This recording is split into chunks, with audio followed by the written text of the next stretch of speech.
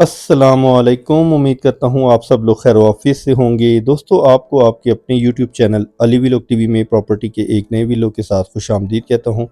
और ये तंदूरी रेस्टोरेंट आप देख रहे हैं ना, आज मैं आया हुआ हूँ जनाब अमीरों के इलाके में।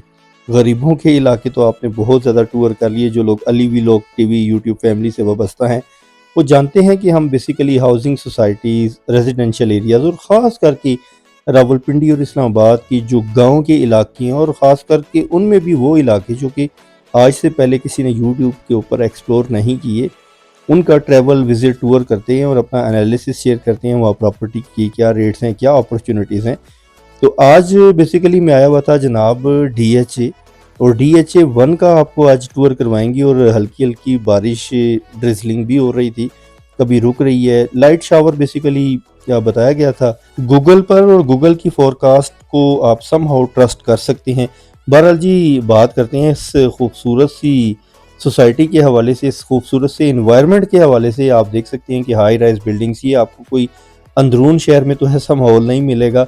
देखिए, बात कुछ इस तरीके से है कि अर्ली 2000 में या लेट 90s में ना बेसिकली सोसाइटीज़ का कॉन्सेप्ट इंट्रोड्यूस करवाया गया था। उससे पहले तो सोसाइटीज़ वाला कोई सिनारियो होता ही नहीं था। ठीक है, जैसे कि पीडब्ल्यूडी है, स्वां गार्डन है, बैरिया टाउन है, डीएचए है, कुरंग टाउन है, गुलबर्ग ग्रीन्स है। ये सारी सोसाइटीज़ ना 2000 यानी कि नई सदी के बाद ही स्टार्ट हुई। तो अंदरून शहर में जिन लोगों के पास पैसा था वो आहिस्ता आहिस्ता यहाँ पर शिफ्ट हो गए, और जिन लोगों के पास नहीं था वो बेचारे अंदरून शहर में ही जो है रह रहे हैं, ज़िंदगी बसर कर रहे हैं। यहाँ पर आपको ऐसा कोई कॉन्सेप्ट नहीं मिलता जैसे कि अंदरून शहर में रेडियो सिस्टम है, कोई पतीसा बेच रहा है, कोई छलियाँ बेच रहा है, कोई पापड़ बेच रहा है।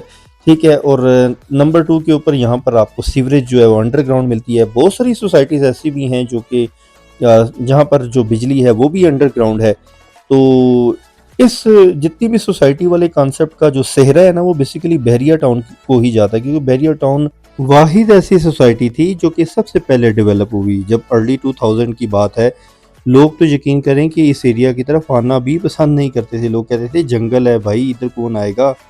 और जैसे जैसे फिर वक्त गुजरता गया, हालात बदलते रहे। आज देख लें कि जो लोग ये नारे मारते थे ना कि यार यहाँ कौन आएगा, तो आप देखें कि यहाँ बहुत बड़े बड़े ब्रांड्स आ चुकी हैं। ठीक है, वो आपको बेशक होटल्स की फील्ड की बात करें, और यहाँ पर अपार्टमेंट्स भी मिल जाते हैं, फ्लैट्स वगैरह भी मिल जाते हैं। बेसिकली बैरिया टाउन की 7 बल्कि 8 आप कह सकते हैं कि फेजेस हैं, और उन फेजेस के अंदर भी काफ़ी ब्लॉक्स हैं। ठीक है, आज हम जो आपको ट्रैवल करवाने जा रहे हैं, टूर करवाने जा रहे हैं, ये बेसिकली सारा का सारा फेज़ 7 का एरिया है। और हमारी जो लास्ट डेस्टिनेशन है, आखिरी आराम गाह जो है ना, वो बैरिया टाउन फेज़ 8 है। और आप रास्ते में ये जो हाई राइज बिल्डिंग्स देख रहे हैं, यहाँ पर बहुत सारे आपको ब्रांड्स भी मिल जाते हैं। खाने पीने के हवाले से यहाँ पर प्रॉपर फूड स्ट्रीट बनी हुई है। एक सोसाइटी वाला जो कॉन्सेप्ट है ना, वो बिल्कुल आपको यहाँ पर मिलता है। लेकिन वैसे एक आपस की बात है कि सोसाइटी वाले कॉन्सेप्ट पे ना इतना ज़्यादा कमर्शियल होता नहीं है। मैं लास्ट टाइम नेवल इनकरेज गया था, एक हाउसिंग सोसाइटी है इस्लामाबाद एक्सप्रेस हाईवे के ऊपर। तो यार वहाँ पर सोसाइटी विज़िट करके, टूर करके मुझे खुद भी बज़ाते खुद भी काफ़ी मज़ा आया। यानी कि बिल्कुल पुरसुकून एरिया था। यहाँ पर तो ख़ैर अब ये है कि आबादी भी काफ़ी ज़्यादा हो चुकी है। लेकिन फिर भी यार जो अंदरून शहर है ना, तो वहाँ से अगर आपको या यूँ कह लें कि अगर अंदरून शहर वर्सेस बहरिया टाउन का इंतखाब करना चाहे, तो ऑफ कोर्स हर बंदा बहरिया टाउन को ही प्रेफ़र करेगा, क्योंकि यहाँ पर नो डाउट कि थोड़ा-सा शहर से हट जाती है, लेकिन तमाम इंफ्रास्ट्रक्चर यहाँ पर मौजूद है। बैंक्स हैं, पेट्रोल पंप्स हैं, क्लिनिक्स हैं, हॉस्पिटल्स हैं, स्कूल कॉलेजेस वगैरह हैं। तो यही इंफ्रास्ट्रक्चर जो है वो आपको चाहिए होता है एक अच्छी ज़िंदगी गुज़ारने के लिए, कि आपका हेल्थ सेक्टर मौजूद हो, एजुकेशन का सेक्टर मौजूद हो, और कमर्शियल सेक्टर मौजूद हो। तो लेकिन ये है कि लाइफ़ यहाँ पर थोड़ी-सी टफ़ कह सकती हैं, इन द सेंस कि यार थोड़ी-सी एक्सपेंसिव भी है। यहाँ पर जो गली मोहल्ला वाला एक माहौल होता है ना, कि नेबर्स को भी पता होता है कि यार साथ वाले घर में क्या सीन चल रहा है, शादी का, ब्याह का, खुशी का, गमी का। क्योंकि देखें यहाँ पर बात कुछ इस तरीके से है कि हर बंदा जो है ना वो मसरूफ़ है, और लोगों का जो लाइफ़स्टाइल है वो ज़रा वीआईपी है, एक लग्ज़री लाइफ़ है। तो यहाँ पर बहुत सारे लोगों से जब बातचीत भी हुई, मैं बैरिया टाउन फेज़ 8 भी कुछ मंथ्स कुछ वीक्स पहले कवर करने गया था, तो वो यही बता रहे थे कि नेबर्स को भी आपस में पता नहीं होता कि हर साथ वाले घर में कौन रह रहा है। तो ये एक खैर ऐसी चीज़ होनी नहीं चाहिए, ठीक है। पैसा आ जाए अच्छी बात है, लेकिन पैसा आने से अगर दूरियां बढ़ जाएं तो फिर क्या फ़ायदा है ऐसे पैसे का। आपको आपकी हमसाये के हकूक़ का भी ना पता ही ना हो कि हमसाया कौन है, तो वो फिर चीज़ जो है ना थोड़ी सी गलत हो जाती है। बहरहाल जी, अगर एक अच्छी लाइफ की बात की जाए, एक स्टैंडर्ड हाउसिंग सोसाइटी की बात की जाए, तो बैरियर टाउन का ही नाम आता है। और ये सारा का सारा फ़ेज़ 7 है, हम फ़ेज़ 8 की तरफ बढ़ रहे हैं और वहाँ पर भी अच्छा फ़ेज़ 8 और फ़ेज़ 7 जो है ना, अगर आप आरडीए की वेबसाइट्स के ऊपर जाएँगे ना, तो वहाँ पर आपको नॉट अप्रूव्ड या इल्लीगल कैटेगरी में मिलेगा, ठीक है।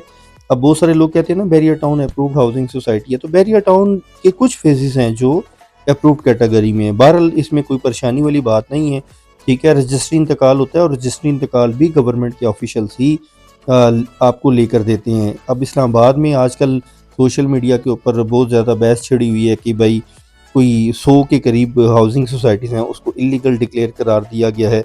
आरडीए भी साथ-साथ जो है सख्ती कर रही है, लेकिन वो सख्ती इस तरह होती है कि जिन लोगों के पास जो है रजिस्ट्री ना हो, इंतकाल ना हो, उन लोगों के लिए इश्यूज़ होती हैं।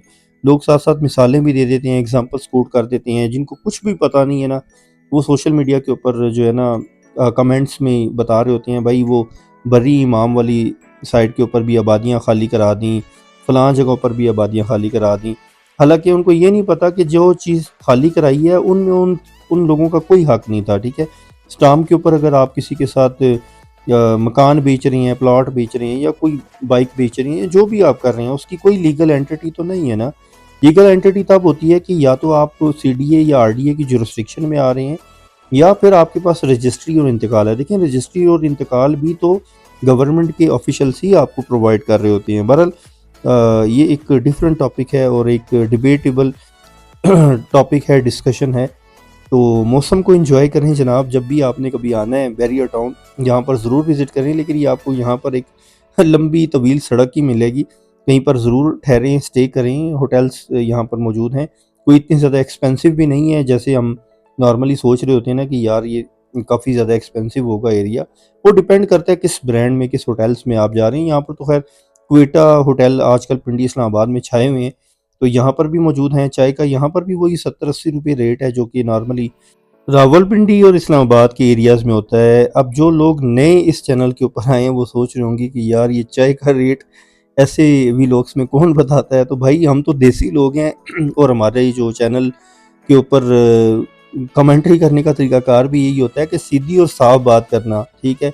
ज़रूरी नहीं है कि आप जो है मुद्दे की बात करें, तो थोड़ा आपको तड़का लगाना पड़ता है जनाब। थोड़ा आप जब देसी माहौल रखते हैं ना, तो लोग भी आपकी बात को समझते हैं, आपको फॉलो करते हैं, ठीक है। जब आप बिल्कुल ही प्रॉपर्टी डीलर वाली बात करते हैं, तो लोग कहते हैं यार ये तो अपना ही मंजन बेच रहा है।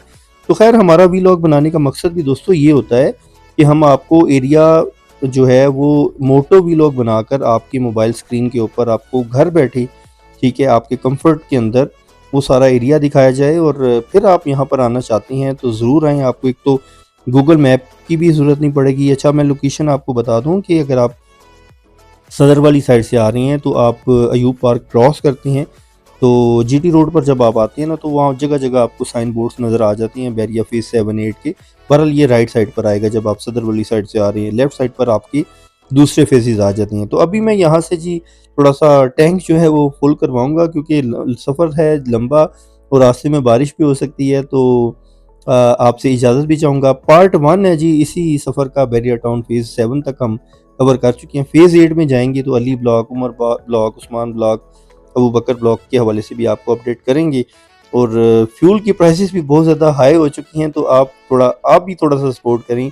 चैनल को कर लें सब्सक्राइब और वीडियो को कर लें लाइक, ताकि आपको इसी तरह की मज़ीद वीडियोज़ और अपडेट्स भी मिलती रहें और हमें भी थोड़ा-सा मोटिवेशन मिलता रहे कि आप हमारे साथ हैं।